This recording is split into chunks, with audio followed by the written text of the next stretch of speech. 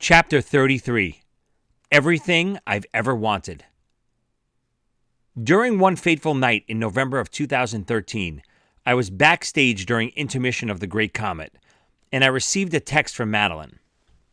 It was a picture of a pregnancy test, and it said, yes. A few months prior, Madeline and I decided we wanted to have another baby, and this was the greatest news ever. I couldn't have been any happier. When I started the second act of The Great Comet following her text, I immediately messed up the first few bars of the song, Letters. I couldn't stop thinking about being a dad again. I was so happy. Not long after, we found out that Madeline was having a baby boy. We were so beyond excited. Of course, he would have to be named Joseph Cassata. In March 2014, The Great Comet ended its off-Broadway run. The producers told us all that they were going to try their hardest to get this show to the next level, Broadway. They didn't have a time frame, but asked us all to be patient and not overbook ourselves so we would be ready when the time came. It was actually much needed time off. I was looking forward to spending time with Angelina and taking care of Mad during her last few months of her pregnancy. On August 9th, 2014, my baby boy, Jojo, was born. I was never happier in all of my life. Joe looked completely different than Angelina when she was born.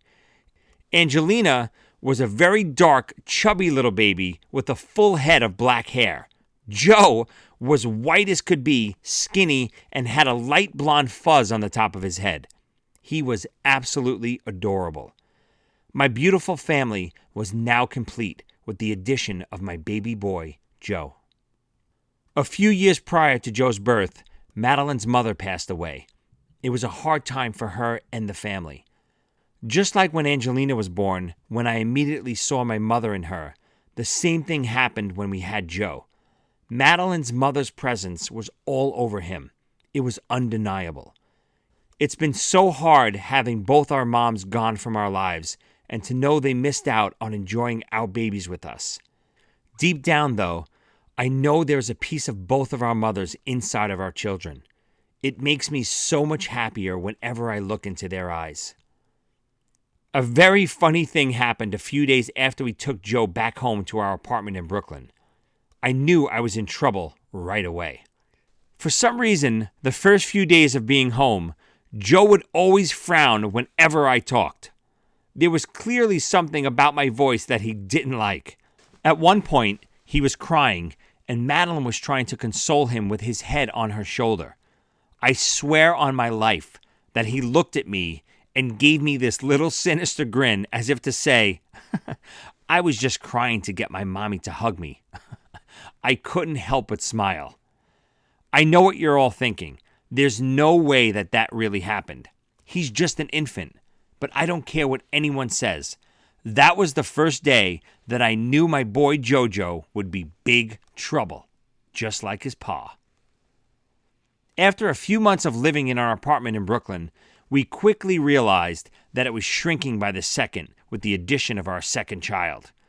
Madeline, of course, was still working, but I was only teaching part-time and was anxiously waiting to hear about the potential Broadway move for The Great Comet. We knew we needed a change, but we didn't know how we could do it. Madeline came to me one day and said, "We are buying a house. I'm not sure where, but we will have it soon." Ever since I lost my two homes as a kid, my dream had always been to buy a house for my family, and I knew just the way I would pay for it. Since I was 5 years old, my brother and I had collected comic books. We both had massive collections, and I remember even as a kid, people would always ask, "What are you going to do with all of those comic books? You're crazy." I would always have the same response. Hopefully, I'll buy my kids a house one day with them. Everyone always laughed. I contacted a few dealers about selling my collection, and they all seemed very interested. My goal was to sell only my really expensive comics so Madeline and I could use the money for a house down payment. I had almost full complete runs of Avengers, Fantastic Four, The Hulk, And I also had the first 50 issues of The Amazing Spider-Man. None of the issues were in amazing condition, but they all still had tremendous value. I found a buyer quite easily, and he agreed on my asking price. I was still going to keep a large portion of my collection, but I would be parting with all of my most valuable comics. As hard as it was to let go of a piece of my childhood, nothing was more rewarding than knowing the comics I'd been collecting since I was a kid were now going to help me buy my kids a brand new house. Soon after selling my comics, Madeline and I found the perfect house in New Jersey. It was everything I could have ever dreamed of, and then some. It would be the perfect place to raise our beautiful new family. One afternoon, about a year later, I was on the couch in my new home. Both of my babies were with me, one on each side, fast asleep napping. Just then, everything began to freeze, bringing on what is by far my favorite frozen moment yet. As I sat there on the couch in my brand new home, holding my two angels, my whole life flashed before my eyes, and I realized that every single moment had led me to this exact place in time. That's the moment I decided to write this book. I wanted my babies to be able to read about their papa's life. All the bad and hard times, along with all of the good ones, had led me to be where I was. I had everything I'd ever dreamed of, times 1,000.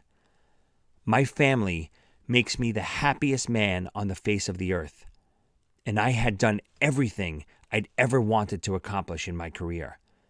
In that frozen moment, I realized I'd never been happier or more content in all of my life.